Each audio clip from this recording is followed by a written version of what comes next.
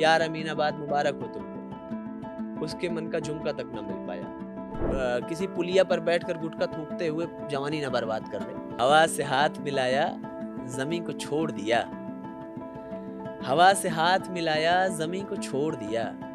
इसी रिवाज के दुख ने बदन निचोड़ दिया। लेकिन जब आप वोट देने जाते हैं तो आप चुनते हैं कि डिफेंडर से चलता है कि फॉर्च्यूनर से चलता है। खेल का मैदान ही दुनिया की इकलौती जगह है जहाँ आदमी अपनी जाति से नहीं अपनी जीत से पहचाना जाता है। योगी आदित्यनाथ, बाबा महाराज, अखिलेश यादव। अखिलेश जी मैंने दोनों नाम पूछे आपसे, योगी आदित्यनाथ भी पूछे और अखिलेश यादव। ब्रीफ में मुझे बताइए। देश के ही नहीं दुनिया के सबसे बड़े आंदोलन खेत खरिहानों से खड़े हुए। अवधि को सबसे बड़ा वैलिडेशन बाबा तुलसी ने दे रखा है। अगर हम बुलबे बंद कर दे और हम चाह की अवधि चलत रहे कैसे चले।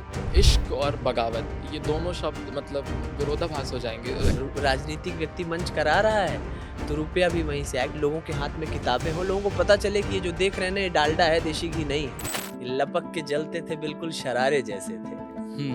लपक के जलते थे बिल्कुल शरारे जैसे थे। नए नए थे तो हम भी तुम्हारे जैसे थे। हमारा कजरी कहाँ चला गया, हमारा चैता कहाँ चला गया, हमारा फगुआ, हमारा कहाँ निमोना चला और गया, हमारा सकैता कोई भी गायब हो गया। Nepotism versus outsiders. फ्यूल बनाने के लिए आपको सुल्तानपुर, इलाहाबाद, जौनपुर, फैजाबाद, अंबेडकर नगर की गलियों में आना पड़ेगा। नेपोटिज्म से अगर रणवीर कपूर पैदा होते तो नेपोटिज्म बहुत अच्छा है, लेकिन नेपोटिज्म से अगर सोनम कपूर पैदा होती है तो भाई विचार करना चाहिए। है ना, बैठा हुआ बिहार का एक व्यक्ति फूटा गाड़, तो हम जो लिख दिए हमको तो यही लग रहा है कि हम शानदार काम कर दिए। तमाम लोगों को लौटना होगा अपने शहर जो चले गए कभी से छोड़कर। इसी मिट्टी ने तुम्हारे पांव पोंछकर तुम्हें बड़ा किया है, जवान किया है, तुम्हारी देह पे लगकर तुम्हारी देह को मजबूत किया। और सब्सक्राइब करिए हमारे YouTube चैनल को। कड़क कड़क कड़क। नमस्कार, बहुत स्वागत है आपका कड़क के इस पॉडकास्ट सेशन में, जहां पर आज हमारे साथ एक बहुत ही खास शख्सियत जुड़े हुए हैं जिनका नाम है रितेश रजवाड़ा जी। फिल्मों की लेखनी से लेकर के किताब की लेखनी तक इन्होंने आज एक बहुत अमिट छाप छोड़ी हुई है और एक खास ऑडियंस के बहुत ही प्रशंसक और एक खास वर्ग के अच्छे श्रोता भी हैं और अच्छा लिखते भी हैं और इनकी एक अलग फ़ैन फॉलोइंग है। हमारे साथ जुड़ने के लिए बहुत बहुत धन्यवाद रितेश जी, समय देने के लिए। तो शुरुआत हम आज इसी सेशन में इसके साथ करेंगे कि बेसिकली जो हमारा ये सेशन है वो जेनजीज को बेस्ड है। तो रितेश रजवाड़ा जी जेनजीज को अपना इंट्रोडक्शन कैसे देंगे? मनोज भैया का एक शेर है, मनोज मुंतशिर का, लपक के जलते थे बिल्कुल शरारे जैसे थे। लपक के जलते थे बिल्कुल शरारे जैसे थे। नए नए थे तो हम भी तुम्हारे जैसे थे। तो जिस यात्रा से अभी अभी हम गुजरे उसी सड़क पर हो आप, उसी ऊर्जा में, उसी आग में, उसी वेग में हो आप। वो वेग संभाल ले जाओ, उस ऊर्जा को संभाल ले जाओ, बहुत बहुत शानदार चीज बन के निकलेगी, बहुत बढ़िया भविष्य होगा। तो शब्दों का जो आज चयन है वो ऐसे ही होगा क्योंकि हिंदी साहित्य से निकला हुआ जो व्यक्ति है वो मंच पे जिस तरीके से समा बांध लेते हैं रितेश जी, वो आज वैसे ही होने वाला है। अगला सवाल शुरुआत करते इसी से कि आज का जो जेनजीज है, क्योंकि छात्र क्रांति में आपने बहुत अभिन्न अंग निभाया हुआ है, तो आपको क्या लगता है कि जो आज स्टूडेंट्स हैं रिवॉल्यूशन के नाम पे और जो भी कुछ स्टूडेंट पॉलिटिक्स है, वो आज के स्टूडेंट्स के परिप्रेक्ष्य में आप कैसे देखते हैं इसको? दो तरह का भारत है ना। एक भारत है मिरांडा हाउस वाला, दिल्ली यूनिवर्सिटी वाला। एक भारत है इलाहाबाद विश्वविद्यालय वाला, बीएचयू वाला, या किसी छोटे से छोटे जनपद में अवध अवध विश्वविद्यालय वाला। दोनों के जंजीर में भी फर्क है, दोनों के इंटरेस्ट में भी फर्क है। दिल्ली विश्वविद्यालय का नौजवान साथी, जेएनयू का नौजवान साथी अभी स्टूडेंट पॉलिटिक्स को इसलिए समझता है कि वहाँ छात्र चल रहा है। वो छात्र की उपयोगिता भी जानते हैं, छात्र राजनीति क्यों आवश्यक है ये भी जानते हैं। उनकी मीमांसा, उस पर चर्चा करना, उनकी परिचर्चाओं से जो जो तथ्य निकलते हैं, जो फैक्ट्स निकलते हैं, जो जस्ट निकलता है, उससे वो मुग्ध होकर छात्र राजनीति को बंद नहीं होने देते, लड़ते रहते हैं। जो इलाहाबाद विश्वविद्यालय के साथी हैं, जहाँ भी कुछ साल पहले बंद हो गया या जहाँ हो ही नहीं रहा, अवध विश्वविद्यालय है, तमाम जगहें ऐसी हैं जो गांव से साथी आते हैं। यहाँ पर बहुत छोटे छोटे कस्बों से, छोटे छोटे गाँव से लोग आते हैं। उनके सपने अलग हैं भारत को लेकर। और वहाँ जहाँ छात्र संघ बंद है, वो 2005 में जो लड़का पैदा हुआ है जो 20 साल का है, वो स्टूडेंट पॉलिटिक्स देखा ही नहीं है, वो छात्र संघ को जानता ही नहीं है, उसे पता ही नहीं कि उसकी उपयोगिता क्या है। तो जो भी साथी संघर्ष कर रहे हैं छात्र आंदोलनों के लिए, नए साथी विश्वविद्यालयों में, उनसे तो मैं यही कहना चाहूंगा कि पहले वो कंज्यूमर को समझाएं कि छात्र संघ क्यों आवश्यक है, हमारे होने से क्या फायदा है। मतलब 4,000 की यूनिवर्सिटी है, 10,000 की यूनिवर्सिटी है, तो एक अध्यक्ष होता था जो आपके हिस्से की बात वहाँ के डीन से, वहाँ से वीसी से कर सकता था। अब 10,000 लोगों की 10,000 समस्याएं, 10,000 लोग वीसी से बात करेंगे, कितना ठीक होगा। डेमोक्रेटिक तौर पर राजनीतिक सूझबूझ के लिए भी एक नर्सरी की तरह छात्र संघ था, जो भारतीय लोकतांत्रिक व्यवस्था में मेरा बहुत पुख्तगी के साथ मानना है कि बहुत आवश्यक है।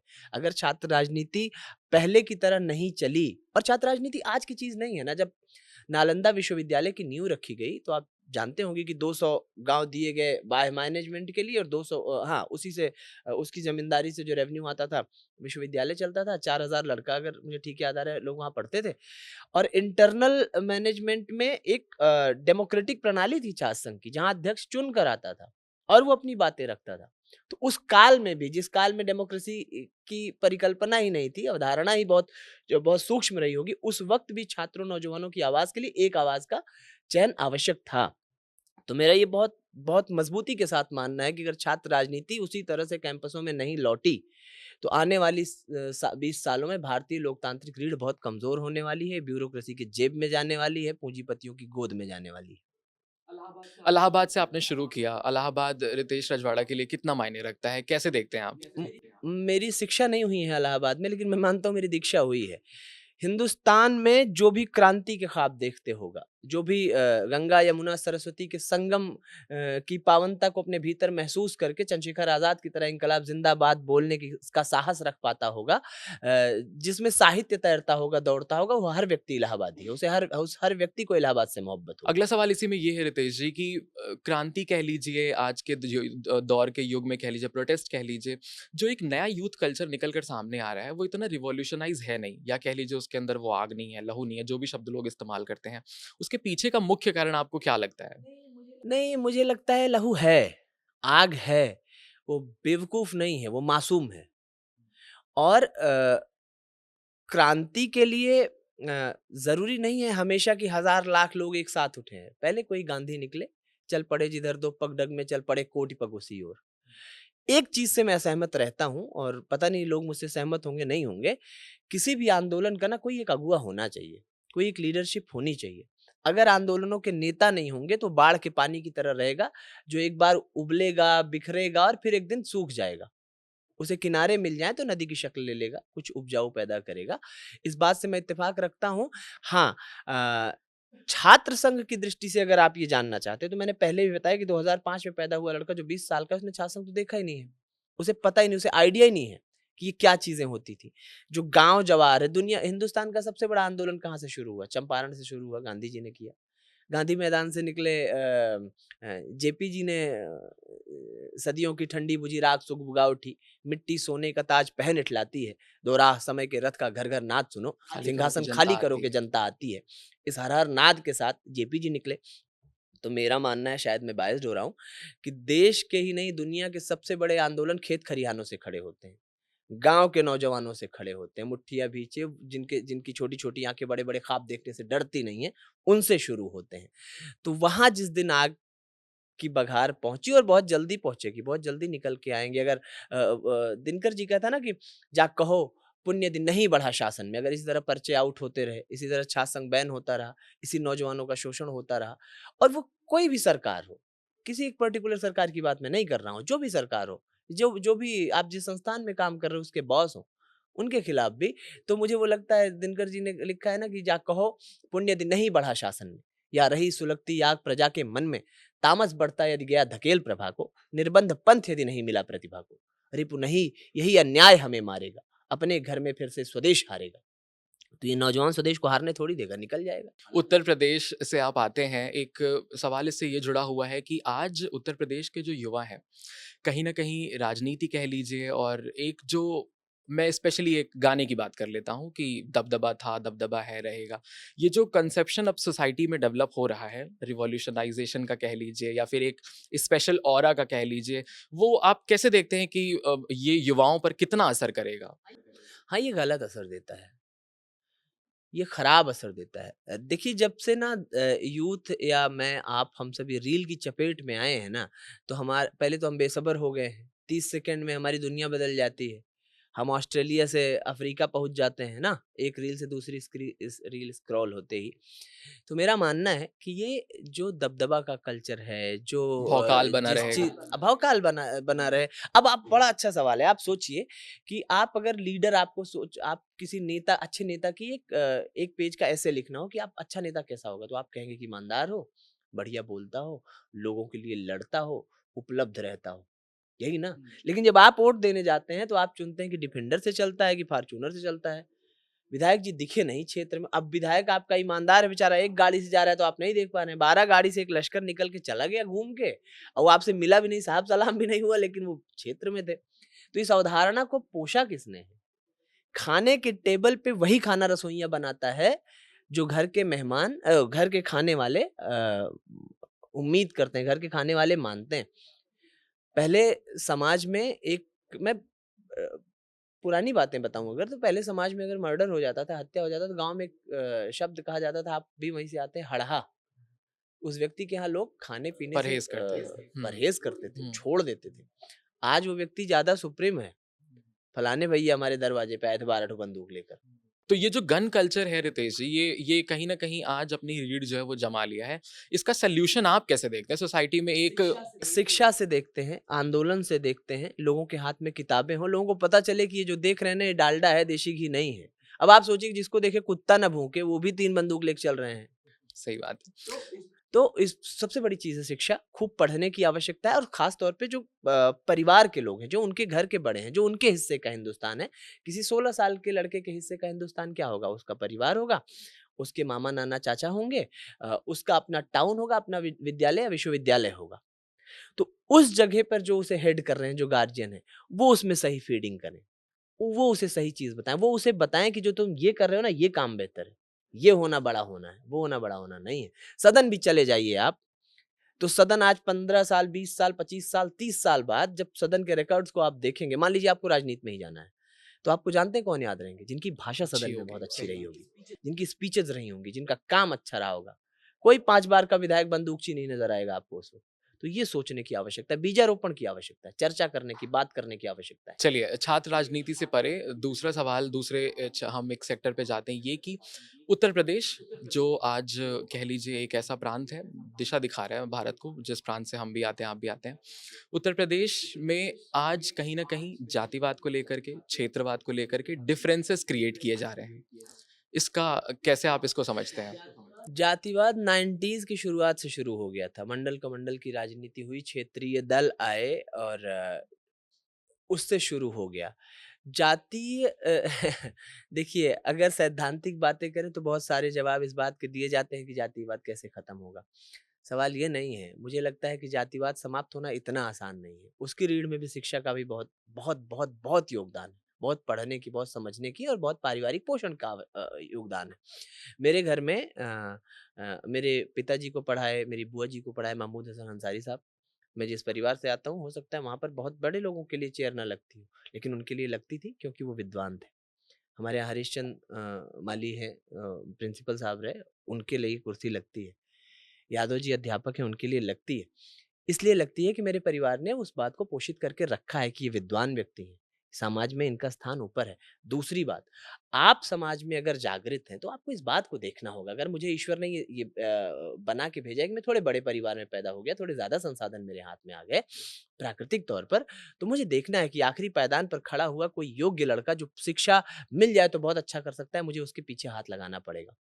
उसके पीछे बिना इस बात को सोचे हुए खड़ा होना पड़ेगा कि वो किस बिरादरी का व्यक्ति है या उसका क्या ऐसा हो सकता है ना। खेल में स्पोर्ट्स देने की बहुत आवश्यकता है, अगर आप कह सकते अगर एक जो इंस्टेंट मुझे समझ आए, तो मैं यही कहूँगा, अगर मुझे कल करना रहे और मुझे एक दिन में इसका सॉल्यूशन देना हो, तो मैं खेल के मैदान बढ़ा दूँ। हर गाँव में, मुझे लगता है यार, मैं भूल रहा हूँ, शायद बहुजन समाज पार्टी की सरकार में आर.के. चौधरी जी खेल मंत्री थे, मायावती जी ने हर गाँव में एक स्टेडियम, मिनी स्टेडियम का प्रपोज़ल रखा था 2007 से 12 के बीच में। अगर ठीक मुझे याद आ रहा है, या फिर अखिलेश जी ने रखा होगा। वो कॉन्सेप्ट को बहुत लागू करने की आवश्यकता है। खेल का मैदान ही दुनिया की इकलौती जगह है जहाँ आदमी अपनी जाति से नहीं, जीत अपनी से जीत से पहचाना जाता है, पहचाना जाता बहुत है। सही। तो खेल के मैदान अगर खूब व्यापक तौर पे आ जाए ना, एक ही मैदान में सब लड़के दौड़ रहे हैं, यादव जी का भी, दलित का भी, राजपूत का भी, ब्राह्मण का भी, एक ही टीम से मैच खेल रहे हैं, और बहुत शानदार भारत तैयार होगा। मुझे लगता है कि जातिवाद उस एक चीज़ से भी बहुत कम किया जा सकता अब आते हैं रितेश जी भाषा पर। भाषा को लेकर के भेद तो नहीं किया जा सकता है। एक आज देश में चर्चा चल रही है क्योंकि मराठी वर्सेस हिंदी चल रहा है, मुंबई में आप भी रहते हैं। दूसरी तरफ हिंदी को लेकर के भी बहुत सारे डिवाइडेशन है। बीते दिन बहुत सारे राजनीतिक नेताओं ने ये कहा कि जो लोग हिंदी बोलते हैं उनकी हिंदी भाषा भी नहीं है, उनकी भाषा भोजपुरी है, अवधी है। अवधी को लेकर के क्या वो रिकॉग्निशन नहीं मिल पाया यूपी में, या फिर लोगों ने उसको आगे नहीं किया? है। देखिए, भाषाएँ अगर बहुत हैं तो ये डेमोक्रेसी की बहुत शानदार पहचान है। मराठी और हिंदी के विवाद में मैं क्या कहूँ, चाणक्य का एक सूत्र है ना कि मूर्खस्य हृदय शून्यम सर्व शून्यम दरिद्रता। तो भाषाओं पर लड़ाई करना दुनिया की सबसे बड़ी मूर्खता है। जहाँ तक सवाल अवधी का है, अवधी को सबसे बड़ा वैलिडेशन बाबा तुलसी ने दे रखा है। हाँ, हम इसे बोलचाल की भाषा में कितना ले आ पा रहे हैं। अगर हम बोलबे बंद कई देब और हम चाहब कि अवधी चलत रहे, कैसे चले? इस बात की गहरी चिंता मुझे भी होती है कि अवधी भाषा भोजपुरी और खड़ी बोली के बीच पिस कर ना खत्म हो जाए।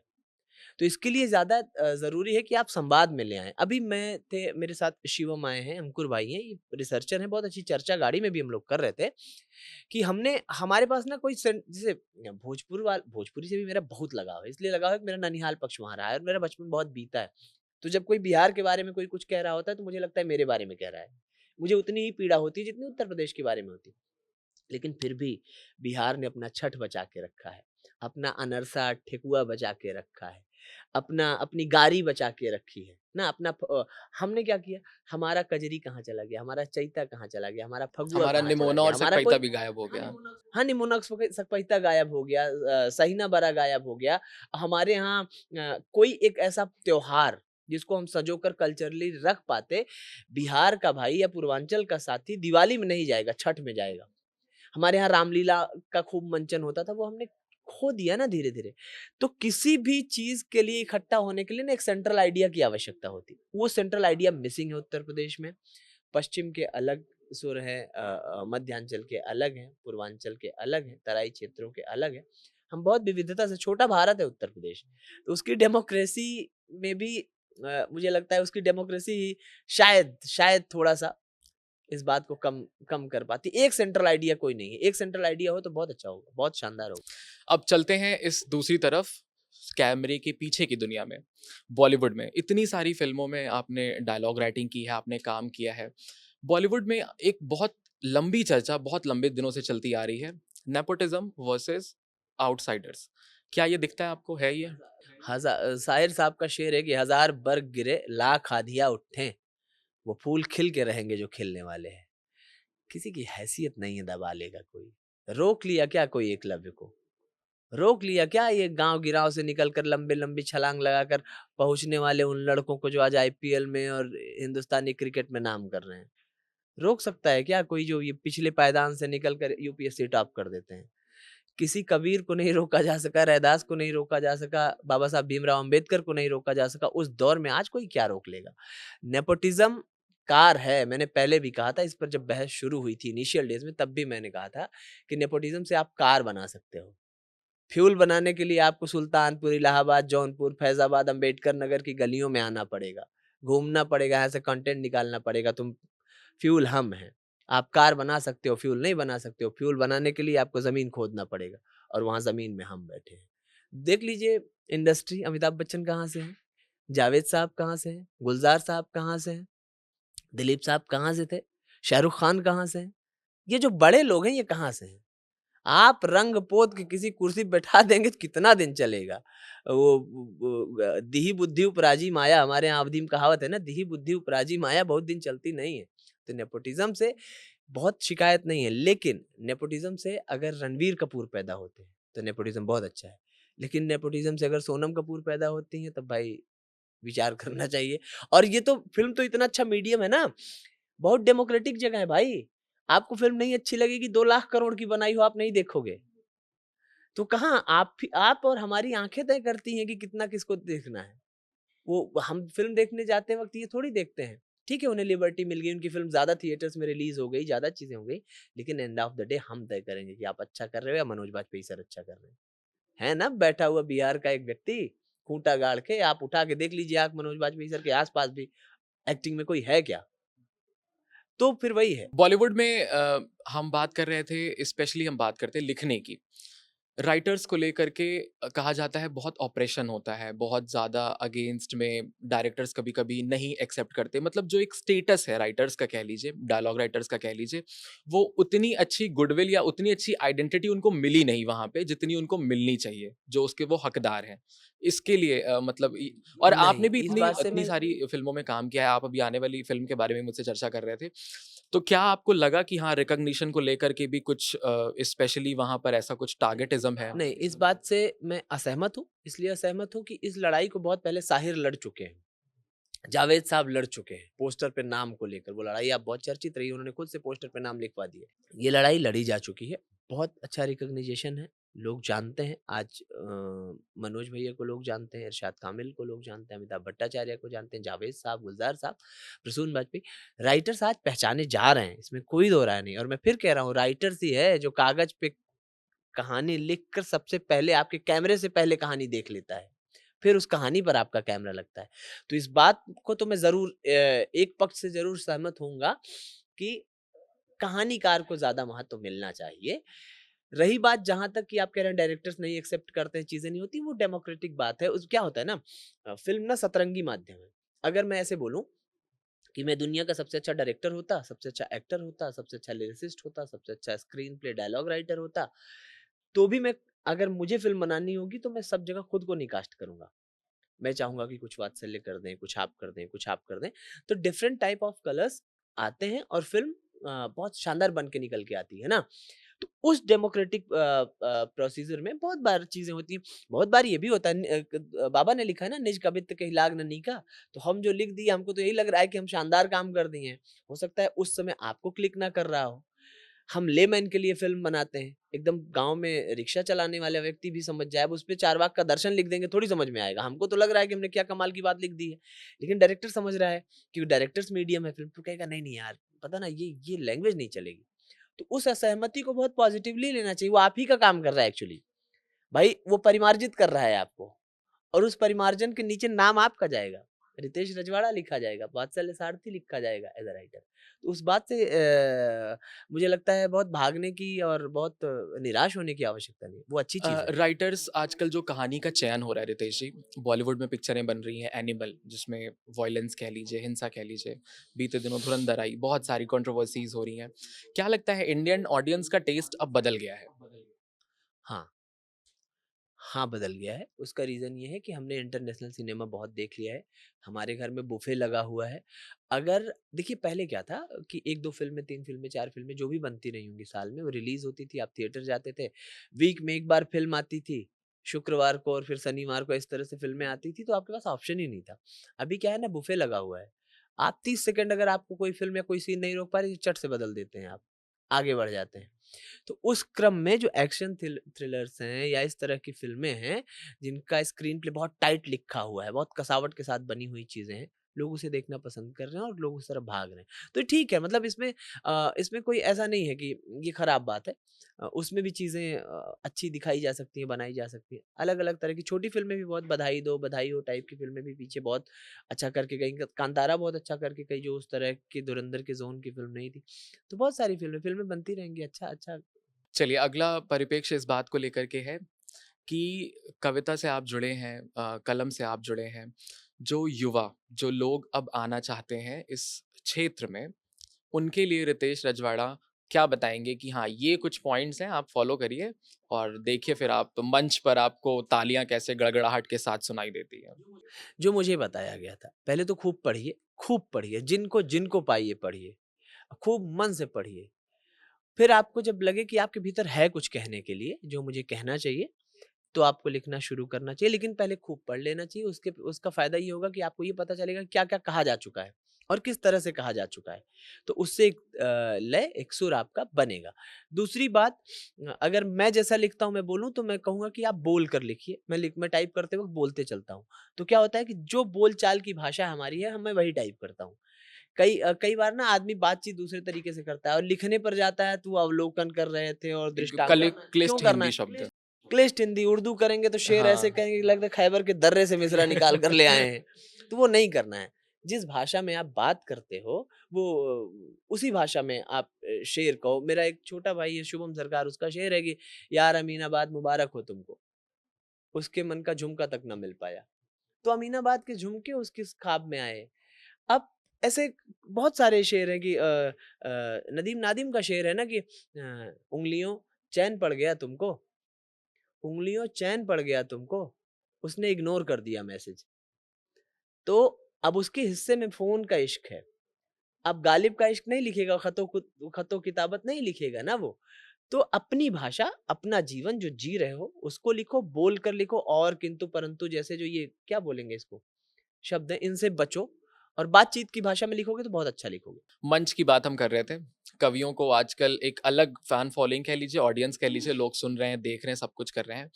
मंच को लेकर भी अब ये कहा जाने लगा है कि कविताओं के मंच को राजनीतिक बनाया जा रहा है। और उस पे कहीं न कहीं कुछ ऐसे लेखक हैं, कुछ ऐसे लिखने वाले हैं, कविता पढ़ने वाले हैं जो अपने राजनैतिक हित साध रहे हैं। क्या लगता है असल में, और एक चीज़ और इसमें मैं जोड़ना चाहूँगा कि उसमें बहुत सारे कवियों के नाम हैं, आप बेहतर समझ रहे होंगे उनको भी। ये क्या कविता के उस क्षेत्र से, मतलब पठन-पाठन के उस क्षेत्र से अलग है, एकदम देखिए विपरीत है? कैसे मनी देखते हैं इज़ इसको? द बेस्ट मोटिवेशन, ठीक ना? रुपया कहाँ से आता है? राजनीतिक व्यक्ति मंच करा रहा है तो रुपया भी वहीं से आएगा। वो दिन चला गया जब इंदिरा जी किसी नागार्जुन को हाथ जोड़ कर ले आए और नागार्जुन देश के सबसे लोकप्रिय नेता के सामने बैठकर भी उनके सामने कविता पाठ कर दें कि मतलब नेहरू जी के बारे में। अब वो दिन नहीं है। हाँ, एक सवाल पिछले दिनों भी मुझसे किसी ने पूछा था कि मेरे बा म मुझे मैं अगर ये आपके सवाल को 2 भाग में बाँटूँ तो मैं ये कहूँगा कि पहली चीज़ तो ये नहीं होनी चाहिए। कवियों को, साहित्यकारों को सत्ता का शाश्वत विपक्ष होना चाहिए। उसका रीज़न समझ लीजिए। मुझसे किसी ने पूछा क्यों होना चाहिए? आप क्यों अनुशंसा नहीं करते? मैंने कहा कि क्योंकि मेरा काम नहीं है अनुशंसा करना। अनुशंसा करने के लिए उनके बहुत सारे प्रवक्ता हैं। पार्टी में लंबी-चौड़ी फ़हरिस्त है उनके विधायकों की, उनके सांसदों की, उनके कार्यकर्ताओं की। बहुत सारे चैनल्स भी अब उनके मन की बात कह ही लेते हैं। हमारा काम क्या है? हमारा काम ये है कि उन्होंने एक मैनिफेस्टो जारी किया था। उसपे लिखा था कि साहब 2 करोड़ नौकरी देंगे, आपके घर पे सोने का ताज लगवा देंगे, ब्ला-ब्ला कुछ भी। अब किसी रितेश को लगा कि यार 3 साल बीत गए, लगता है साहब सरकार भूल गए। तो मैंने कहा सर ये जो आपने 2 करोड़ नौकरी कही थी, ये आप भूल गए लगता है आपको देना चाहिए। तो उस मेरे चेता देने पर या मेरे किसी एक बड़े मंच पे खड़े होकर बोल देने से जो मॉब उठता है, जो तालियाँ उठती हैं, उसके दबाव में भी आकर आपने अगर 20 लाख नौकरियाँ दे दी, तो उस नौकरी के क्रेडिट के नीचे रितेश रजवाड़ा का नाम थोड़ी लिखा जाएगा। वो तो सरकार का नाम लिखा जाएगा। तो काम तो हम भी सरकार का कर रहे हैं। हम तो आपको खाली यही बता रहे हैं ना कि साहब ये छूट गया, ये रह गया, ये देख लो, ये ठीक हो जाएगा, मेरा ये मत है। तो इसमें हम कहाँ खराब बात है। जो लोग दिन भर जो लोग ये काम कर रहे हैं, जो आप कह रहे हो, मुझे लगता है वो डेमोक्रेसी का नुकसान कर रहे हैं। उन्हें समझना चाहिए और ये बहुत कम संख्या है, बहुत कम संख्या है ये कहने वालों की, करने वालों की, वो हाइलाइट ज़्यादा है। अब देखिए इमरान प्रतापगढ़ी कविता पढ़ते-पढ़ते राज्यसभा पहुँच गए, लोग तो ये भी कहते हैं। बिल्कुल पहुँच गए और जिस तरह की चीज़ें होनी चाहिए ना अ, मैं क्या बोलूँ नहीं होना चाहिए। मतलब कविताओं को साहित्यिक संप्रेषण में समाज के लिए क्या बेहतर है उस वक़्त के दौर में, उस समय में वो बातें कहनी चाहिए। और सौंदर्य बोध से अलग और तमाम चीज़ों से अलग एक बहुत अच्छे शायर हैं राजेश राही साहब, उनका शेर है कि ना हम सल्फ़ास खाते हैं, ना हम फांसी लगाते हैं। ज़रूरत हो तो फिर हम जान की बाज़ी लगाते हैं। विचारों को कहाँ दुनिया में कोई कैद कर पाया। वो पागल हैं हवाओं पर जो पाबंदी लगाते हैं। तो शायर को ऐसा होना चाहिए। शायर को आदम गोंडवी की तरह होना चाहिए जो कहे कि जुल्फ़ अंगड़ाई तबस्सुम चाँद आईना गुलाब, भुखमरी के मोर्चे पर ढल गया इनका शबाब। पेट के भूगोल में उलझा हुआ है आदमी, इस अहद में किसको फुर्सत है पढ़े दिल की किताब।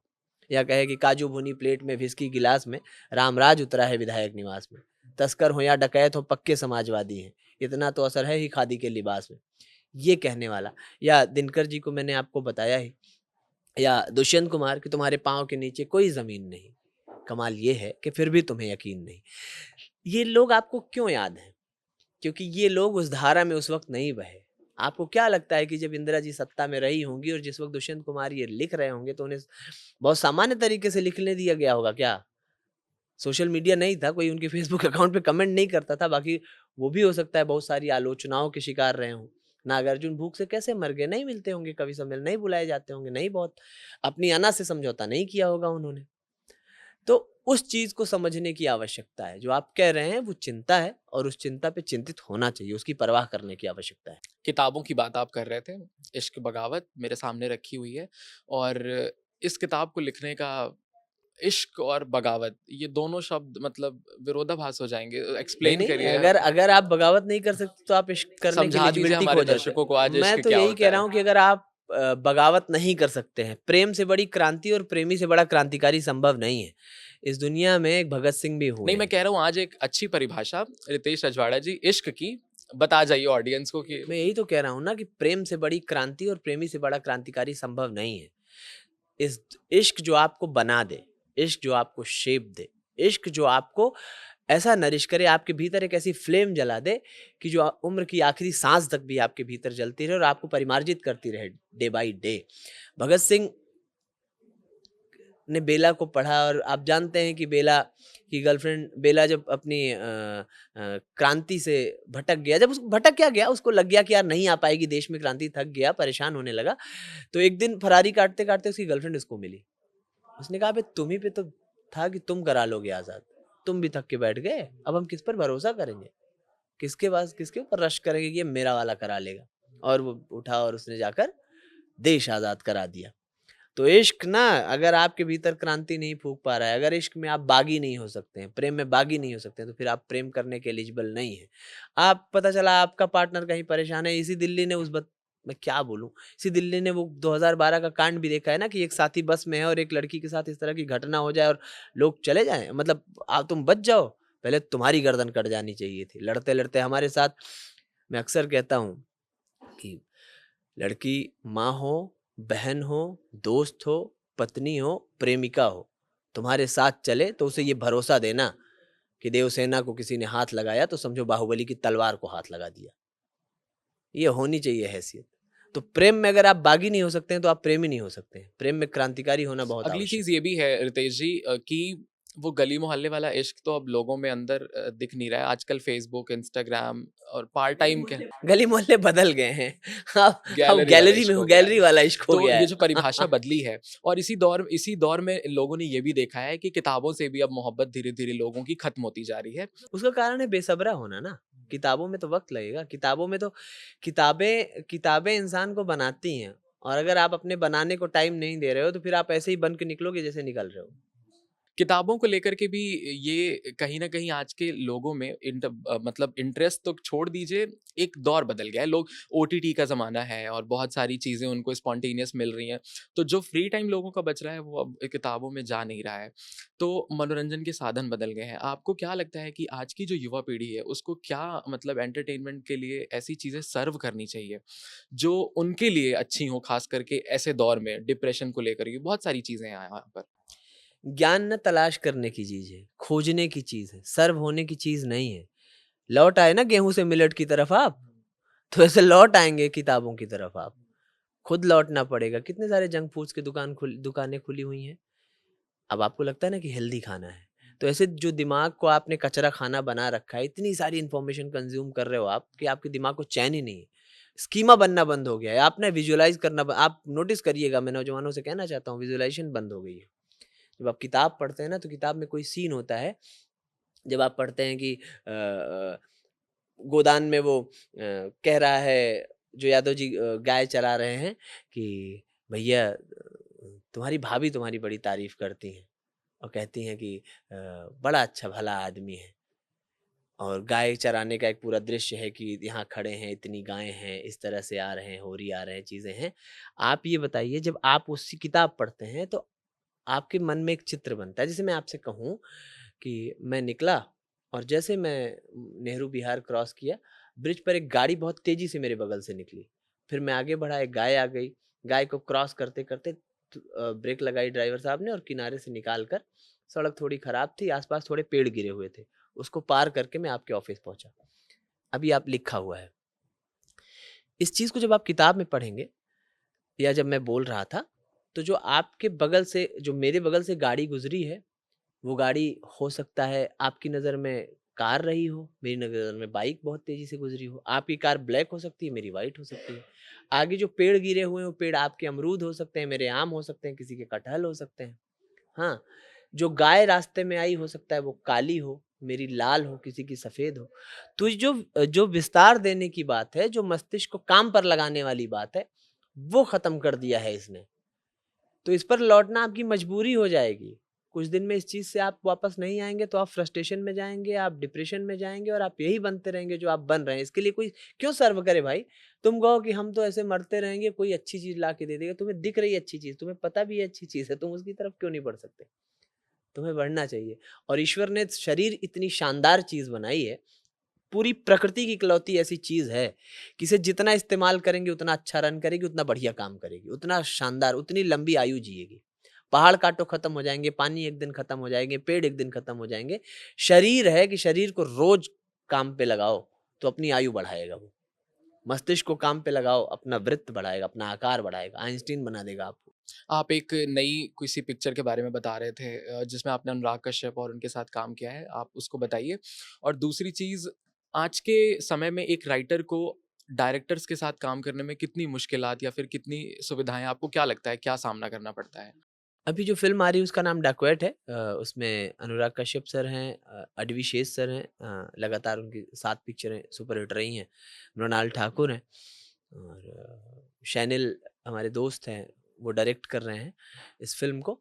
देखिए मुश्किलें तब आती हैं जब देखिए फ़िल्म का क्या है, फ़िल्म ना दोस्तों का भी मीडियम है। जैसे मैं राइटर हूँ, आप डायरेक्टर हो, ये प्रोड्यूसर हैं, ये लिरिसिस्ट हैं, हम बैठे हैं आपस में और हम किसी कहानी पे चर्चा कर रहे हैं। फिर जो ग्रुप से चीज़ें बन के निकलती हैं उसमें तो आपको कोई प्रॉब्लम नहीं होती कि हम डिस्कशन में कहानी बन गई, लिख गई, कैमरा लगना सबसे बाद का काम है। हाँ, जब किसी आप नए या दूसरे डायरेक्टर के साथ काम करते हो, तो एक विज़न उसका भी है, उस कहानी को देखने का। अब 2 तरह की चीज़ें होती हैं, जैसे कहानी उसकी है, मुझे सपोज़ किसी फ़िल्म के लिए हायर किया जाए डायलॉग लिखने के लिए, तो कहानी स्क्रीन पे लिखा जा चुका है, डायलॉग मुझे लिखने हैं, गाने मुझे लिखने हैं। अब मुझे डायरेक्टर की सुननी पड़ेगी, क्योंकि एक वर्ल्ड उसने क्रिएट कर दिया है। उसके मन में जो स्कीमा है कि वो घर को किस तरह देख रहा है, इस सीन को कैसे देख रहा है, कहाँ कैमरा लगना है, क्या होना है, इस सीन का इंटेंस कितना होगा, वो डायरेक्टर तय करेगा। कई बार मेरी कहानियाँ होती हैं तो मैं उस पर कहूँगी नहीं सर मैं ऐसा सोच रहा था, वो चर्चा होगी। वो कोई बहुत मुश्किल काम नहीं है। वो इसी तरह है ना जैसे जैसे खेल के मैदान में आप सेंचुरी बनाने के दरमियान बॉलर की पेस भी झेलते हो, स्लेजिंग भी झेलते हो और जो 10,000 विदेश में खेल रहे हो तो जो 1 लाख क्राउड का दबाव आपके ऊपर रहता है वो भी झेलते हो। तो उसी तरह है, वो बहुत सार्थक और बहुत पॉजिटिवली लेने की आवश्यकता है। बहुत बढ़िया और चीज़। दूसरी चीज़ इसी में ये भी थी कि आज के युग में जो राइटर्स हैं, कह लीजिए जो कलम का इस्तेमाल किया जा रहा है, रितेश जी, कहीं न कहीं आज की जो ऑडियंस है, उसे एक दूसरा टेस्ट देखने को मिल रहा है। लोग आजकल कविताओं के ज़रिए भी मतलब प्रेज़ेंट कर रहे हैं चीज़ों को। कितना मुश्किल होता है एक ऐसे दौर में उन सारी चीज़ों को अपने उस लेखनी में शामिल करना, कि हमें अपनी हर चीज़, कविता लिख रहे हैं आप, तो आपकी जो ऑडियंस है, आप उसे कैसे टारगेट कर सकते हैं? कितना मुश्किल है इसके लिए? देखिए, कम्युनिकेशन स्किल बहुत महत्वपूर्ण चीज़ है। साहित्य मैंने पहले भी कहा संप्रेषण है। जिस भी भाषा में छोटे बच्चे को दवा खिलाने के लिए मिठाई में मिला के खिलाई जाती है, तो खिला सकते हो आप, उसमें कोई खराब बात नहीं। मैं एक बड़ा अच्छा किस्सा समझाता हूँ सुनाता हूँ। अवध में एक नवाब हुए आसफुद्दौला। लोग कहते थे कि जिसको न दे मौला उसको दे आसफुद्दौला। बड़ा दान-वान करते थे वो, निकलते थे। एक गरीब बुढ़िया थी, बहुत जर्जर स्थिति में और परेशान। लोगों ने कहा बादशाह के पास क्यों नहीं जाती तुम? अच्छा, बड़े लोगों से मिलने पर, बादशाहों से मिलने पर, नवाबों से मिलने पर या राजाओं से मिलने पर नज़र भेंट करनी पड़ती है, कुछ देना पड़ता है। बादशाह निकले तो लाइन में वो भी लगी थी, उसने एक बहुत जर्जर तलवार थी, टूटी, एकदम खराब-सी, बहुत मतलब अव्यवस्थित, ज़ंग लगी हुई। जब नवाब साहब उनके सामने आए तो उसने वही तलवार उन्हें भेंट की, तो उन्होंने बड़े प्रेम से उठाया और कहा कि अरे अम्मा धन्यवाद, लेकिन इसका हम क्या ही करेंगे, इसको आप रख लो। उस औरत ने कहा कि मैंने तो सुना था कि मेरा बादशाह जिस चीज़ को छूता है वो सोने की हो जाती है। नवाब समझा और मुस्कुराया, उसने अपने दरबारियों को आदेश दिया और वो तलवार के बराबर का सोना उसे मिल गया। बात क्या है? Communication skill. उसने बात किस तरह से की, कौन सी बात कहाँ कैसे कही जाती है, ये सलीका हो तो हर बात सुनी जाती है। तो आपको समय की भाषा पर चढ़ना पड़ेगा, उतरना पड़ेगा। राजा भोज के वंशज जाकर बिहार बसे, उस इलाके का नाम भोजपुर पड़ा, लेकिन भाषा उन्हें वहीं की चुननी पड़ी, जबकि वो तो लश्कर लेकर गए थे, तीर तलवार तोप लेकर गए थे, क्यों नहीं दबा दिया? महाराणा रतन सेन सिंह जी के भाई महाराष्ट्र में गए और जो छत्रपति महाराज शिवाजी की लीनेज है वहां से आती है, वो मेवाड़ी क्यों नहीं बोले, उन्होंने मराठी चुनी। क्योंकि आप उस समाज में जा रहे हो, जिस समाज में आप जाते हो वहां की भाषा आपको अंगीकार करनी पड़ती है, और उस भाषा को चुनकर उस भाषा में बात कह लेना एक तरह का आर्ट है, एक तरह की महारत है। और जानिसार अख्तर साहब कहते थे कि कठिन शब्दों में लिखना बड़ा आसान है और आसान शब्दों में लिखना बड़ा कठिन है। तो ये बात को समझनी होगी, और जॉन एलिया इसका बहुत बड़ा उदाहरण है कि आज सारी दुनिया जॉन एलिया को सुन रही है। कितनी सामान्य सी बात कहते हैं कि क्या तकल्लुफ करें ये कहने में, जो भी खुश है हम उससे जलते हैं। साधारण सी बात है, क्या नहीं समझ में आएगा इसको? तो इसलिए जंजीज में, इसलिए आप इसी समाज के लिए साहित्य लिख रहे हो ना, आप कालिदास के लिए थोड़ी लिख रहे हो, कालिदास के ज़माने में थोड़ी बैठे हो आप। तो इस समाज की भाषा आपको उठानी पड़ेगी। आखिरी के सेशन समाप्त होने पर है, 3-4 सवाल ले लेते हैं। भोजपुरी फिल्म इंडस्ट्री कह लीजिए और लेखन, जो भी गाने आजकल चल रहे हैं, चलन में हैं, लोग ऐसा कहते हैं, भोजपुरी फिल्म स्टार्स भी, लिखने वाले भी, कि आजकल न्यूडिटी को, वल्गैरिटी को ज़्यादा प्रमोट किया जा रहा है रादर देन जो हमारा अपना कल्चर है। चाहे वो शारदा सिन्हा जी का हो गया, कल्पना पोतवारी का हो गया, कल्पना बहुत जी सारे मेरी भी लोग हैं। फेवरेट है। हाँ, तो मतलब वहाँ इसको बदलने का तौर तरीका भोजपुरी में कब आएगा, कैसे शुरू होगा? देखिए ना, रेवोल्यूशन धीरे-धीरे होता है, और और ये जो शब्दों का चयन सही है, मतलब आप इसको कैसे नहीं है, देखते हैं? एकदम सही नहीं है। ये थाली में रखे हुए ज़हर की तरह है, जो चाहे तो रसोइया अवॉइड कर सकता है। इस बात को समझने की आवश्यकता है। और क्या क्या जगह है यार बिहार। आप देखिए ना, आचार्य चतुर्सेन की दृष्टि से वैशाली चले जाइए आप, वैशाली की नगर वधु पढ़िए, तो लगेगा कि रोम, प्राग, हस्पानिया इसके आगे पानी पीते होंगे। बजसंग जिस वक्त रहा होगा, जिस वक्त मगध रहा होगा, जिस वक्त चंद्रगुप्त रहे होंगे, चाणक्य रहे होंगे, क्या खूबसूरत जगह थी, क्या बढ़िया, वहां से पूरी दुनिया का शासन चलता था, कंट्रोल होता था, और क्या खूबसूरती थी। उस जगह को कहाँ ला के छोड़ दिया? सिर्फ इसी ने, कि हमें एक लाइन तो खींचनी पड़ेगी। हमें ये बात को समझना पड़ेगा कि हम समाज को क्या दे रहे हैं। किसी फिल्म में एक आइटम सॉन्ग चल जाएगा, आइटम सॉन्ग की फिल्में बनने लगेंगी तो नहीं चलेगा। आप आप मिर्चे को, तीखे को एक खाने के साथ ले सकते हो, चटकारे लेने के लिए, मिर्चा नहीं खा सकते ना। तो ये वो फीडिंग है, बिल्कुल असहमत हूँ, और नहीं होना चाहिए। ये मिट्टी भिखारी ठाकुर की मिट्टी है, शारदा सिन्हा जी की मिट्टी है, कल्पना पटवारी की मिट्टी है, भरत शर्मा व्यास, क्या कमाल, उन लोगों की मिट्टी, उसको संभालने, समझोने की बहुत आवश्यक है। और नई पीढ़ियों को चाहिए कि अपने बुजुर्गों की इज्जत करें। जब आप अपने बुजुर्गों की इज्जत करेंगे तो आपको अपने काम का मूल्यांकन आँख से करते वक्त आपको समझ में आएगा। पता है, मैं एक बात बताऊं, जब मैंने शुरू में लिखना शुरू किया तो मैं ना भोजपुरी की पैरोडीज लिखता था, तो मुझे लगा कि मैं बड़ा ठीक काम कर ले रहा हूँ। फिर मुझे लगा कि मैं सुनाऊंगा किसको। मुझे लगता था घर वाले हैं, बड़े हैं। आज भी कुछ लिखते हुए, कुछ कहते हुए मन ये काँपता ज़रूर है कि ये मेरी मम्मी अगर ये वीडियो देखेंगी तो वो क्या क्या सोचेंगी मेरे सोचेंगी? बारे में। सही बात तो है। वो एक चीज़ का सोचना मुझे कुछ और गलत करने से रोक देता है। उस चेतना की वृद्धि, उस चेतना का प्रस्फुटन तभी हो सकता है जब आप थोड़ा पढ़ें और थोड़ा बुजुर्गों की इज्जत करें। रितेश रजवाड़े जी, आपकी लाइफ का आप आइडल किसे मानते हैं? किस चीज़ में आइडल? लिखने पढ़ने में, व्यक्तिगत भी अगर आपका जो अनुभव हो, बहुत मतलब उस एक व्यक्ति का छाप आपके ऊपर सबसे ज़्यादा पड़ा? अगर राजनीतिक तौर पर देखेंगे तो मैं चंद्रशेखर जी को बहुत एडमायर करता हूँ, संजय गांधी को बहुत करता हूँ कि सोचा कर लिया। चंद्रशेखर जी को तो बहुत ही करता हूँ कि शिखर से कम कभी कुछ नहीं, कोई समझौता नहीं, जो सोचा वही किया, जैसा रहा, जैसा जीवन जिया, वो कोई कोई डर नहीं, कोई दबाव नहीं। एक घटना में पढ़ रहा था उनकी, शायद जीवन जैसे जिया में ही, वो इलाहाबाद विश्वविद्यालय आए BHU से पढ़ने। तो उस ज़माने में 50s में सबको थोड़ी सी विसंगति तो थी आर्थिक, हर किसी को। तो ये इलाहाबाद विश्वविद्यालय के सामने कुछ भवन बन रहे थे, वहाँ कुछ मजदूर थे जो खाना वाना पकाते थे, तो उन्हीं के साथ बोल बतिया के अपना बैठ लेते थे, खाना वाना चल जाता था। एक पंडित जी थे, मैं नाम भूल रहा हूँ उनका, वो कोई पत्रिका निकालते थे, उनका लेख छपता था। तो चंद्रशेखर जी ने समाजवादी धड़े के लिए कोई एक सभा करी थी, जिसमें उन्होंने सुना तो कहा कि यार ये तो लड़का अच्छा बोलता है। तो उन्होंने कहा तुम लिखते भी हो? उन्होंने कहा हाँ साहब लिखते हैं। तो उन्होंने कहा ऐसा करो, तुम हमारे उसके लिए लिखा करो, तुम्हें 12 रुपये मिलेंगे। और 12 रुपये उस वक्त ह्यूज अमाउंट था। वो लिखने लगे और 12 रुपए में उनका बहुत शानदार चलने लगा, रहना खाना सब बढ़िया हो गया। 4 दिन 5 दिन उन्होंने लिखा, फिर उन्हें लगा यार कि मैं सोशलिस्ट कहता हूँ अपने आप को, मैं शोषण के खिलाफ आवाज़ उठाता हूँ, और मैं किसी और के लिए लिख रहा हूँ, उसमें मेरा क्रेडिट भी नहीं आता है, मेरा खुद शोषण हो रहा है, मैं थोड़ी-सी सुविधा के लिए अपना शोषण करवा रहा हूँ। चंद्रशेखर जी ने वो लेखन छोड़ दिया और फिर से सड़क पर आ गए, फिर से उन्हीं मज़दूरों के साथ खाना-पीना रहना। ये होना चंद्रशेखर होना है। तो इसलिए मैं चंद्रशेखर जी को बहुत मानता हूँ। हमारे अपने जनपद के आप जानते होंगे, राम सिंह जी थे, पूर्व सांसद रहे, पूर्व विधायक रहे, बहुत ईमानदार मैं व्यक्ति थे। आखिरी सवाल इसी से करने वाला था कि सुल्तानपुर की जो ज़मीन है वो रितेश रजवाड़ा को कितना उपजाऊ बनाती है, कितना पानी दिया है उसने? बहुत ज़रख़ेज़, बहुत उपजाऊ ज़मीन है। उसने राम सिंह जी को पैदा किया है। उसने ना उसने पंडित बाबा रामलाल। एक व्यक्तिगत सवाल इसी में मैं जोड़ दे रहा हूँ। सुल्तानपुर की जो धरती है रितेश जी, मैं खुद पर्सनली वहाँ से आता हूँ। क्या लगता है कि मतलब विकास में कैसे आगे जाएगा? क्या कुछ ऐसा हम कर सकते हैं? क्या कुछ नए वहाँ वहाँ के जो यूथ हैं, उनको जो युवा हैं, उनको कैसे वहाँ से निकाला जा सकता है? जब आपका पुराना घर तब मेंटेन होता है जब आप सफल होकर अपने पुराने घर में कभी लौटें।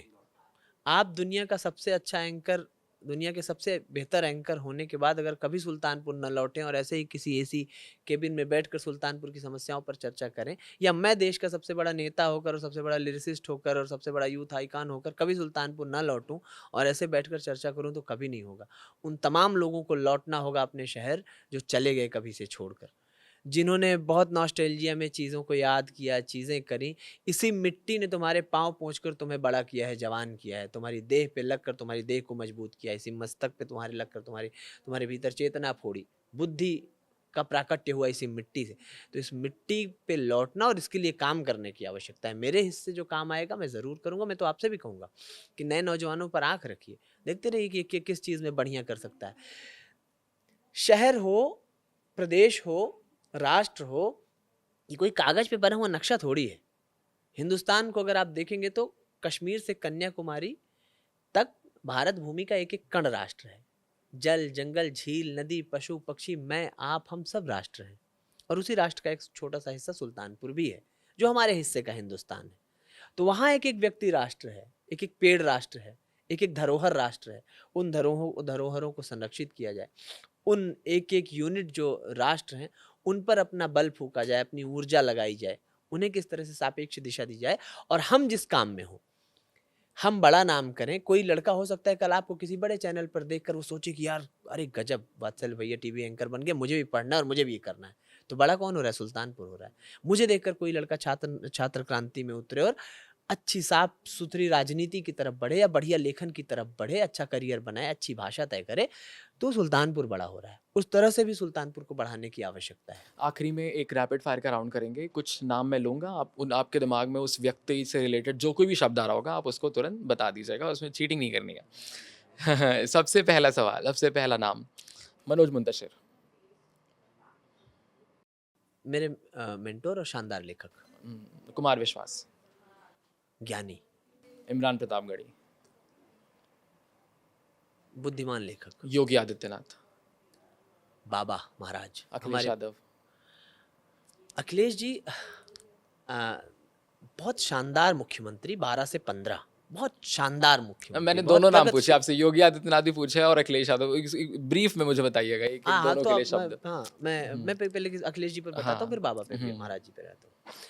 अखिलेश जी 12 से 15 शानदार मुख्यमंत्री। क्या शानदार मुख्यमंत्री! उस आदमी का विजन था कि उत्तर प्रदेश में पहली बार ऐसी सड़क बनी जिसमें जहाज उतर सके। एशिया की पहली सड़क थी संभवतः, अगर मेरी जानकारी दुरुस्त है तो। उस आदमी का विजन था कि हर गली चौराहे चौराहे पर 100 डायल खड़ी हो गई। जो कुटीर उद्योग टाइप के अपराध थे कि किसी की सेंधमारी हो गई, किसी को रोक के 500 रुपया छीन लिया, वो बंद हो गए। उस आदमी का विजन था कि लखनऊ में मेट्रो योगी चली। आदित्यनाथ। एक और चीज है, उस आदमी का विजन था कि उसका लैपटॉप जिससे भारत उत्तर प्रदेश हाँ, बना, ये चीज़ है। उसका लैपटॉप, मेरे भाई ने 4 साल उससे इंजीनियरिंग की, मैं जानता हूँ, आज भी जिनके हाथ में बहुत शानदार चला है, कोई आरोप नहीं लगा सकता उसे उस योजना पर। तो 12 से 15 3 वर्ष बाद में 1 डेढ़ साल जो उनके पारिवारिक मतभेद रहे, विभेद रहे, उसमें चीजें खराब हुई, अच्छी हुई नहीं, बहुत बहुत शानदार मुख्यमंत्री रहे 12 से 15 अखिलेश यादव जी। अगला नाम इसमें योगी आदित्यनाथ जी। योगी आदित्यनाथ जी जिस मठ के मठाधीश हैं, वहाँ पे हमारे बुजुर्गों का माथा टिका हुआ है। हमारे पूर्वज जाते रहे, मैं भी जाता हूँ, बहुत बहुत बहुत मन से जाता हूँ। कानून व्यवस्था में योगी जी ने अच्छा प्रयास किया, अच्छा काम किया है। मुझे ऐसा लगता है कि इंफ्रास्ट्रक्चर में और छात्रों, नौजवानों के लिए और सचेत होने की आवश्यकता है। अपने आस-पास ऐसे लोगों को रखने की आवश्यकता है जो छात्रों, नौजवानों पर बात कर सकें, क्योंकि ना इस समय देश की सबसे बड़ी आबादी है नौजवान, 68% के आस-पास उनकी आबादी है। तो ये समझने की आवश्यकता है कि उत्तर प्रदेश इस समय जवान है और उस जवान एनर्जी को हम यूज़ कर लें कहीं पर। वो किसी पुलिया पर बैठकर गुटखा थूकते हुए जवानी ना बर्बाद कर दे। फ्रोज़न कॉर्नर पे खड़े होके सिगरेट फूँकते हुए जवानी ना बर्बाद कर दे। तो उस चीज़ पर क्या लगाया जाए, कैसी योजनाएँ बनाई जाएँ, उस पर अगर योगी जी काम करें तो शायद बहुत अच्छा उत्तर प्रदेश बन के आखिरी में निकलेगा। हम आपसे सुनना चाहेंगे, हम ही से इश्क किया और हम ही को छोड़ दिया। हाँ, हाँ, सुना दीजिए इसको एक बार। हवा से हाथ मिलाया, ज़मीं को छोड़ दिया। हवा से हाथ मिलाया, ज़मीं को छोड़ दिया। इसी रिवाज के दुख ने बदन निचोड़ दिया। अजीब शौक था उस खुशमिजाज लड़की का। हम ही से इश्क किया और हम ही को छोड़ दिया। तो बहुत धन्यवाद हम अपना समय देने के लिए, कड़क पॉडकास्ट में जुड़ने के लिए। और ये हमारे साथ आज जुड़े हुए थे रितेश रजवाड़ा जी, जिन्होंने बहुत सारी बातों का सही, सटीक और बहुत अपने ढंग से उत्तर दिया है। ऐसे ही अमेजिंग कड़क पॉडकास्ट में बहुत सारे हम ऐसे कला, संस्कृति और अन्य क्षेत्रों से लोगों को बुला रहे हैं, उनकी बातें आप तक पहुंचा रहे हैं। तो आप अभी तक अगर हमारे यूट्यूब चैनल को फॉलो नहीं किया है तो सब्सक्राइब करिए हमारे यूट्यूब चैनल को। कड़क, कड़क, कड़क। धन्यवाद।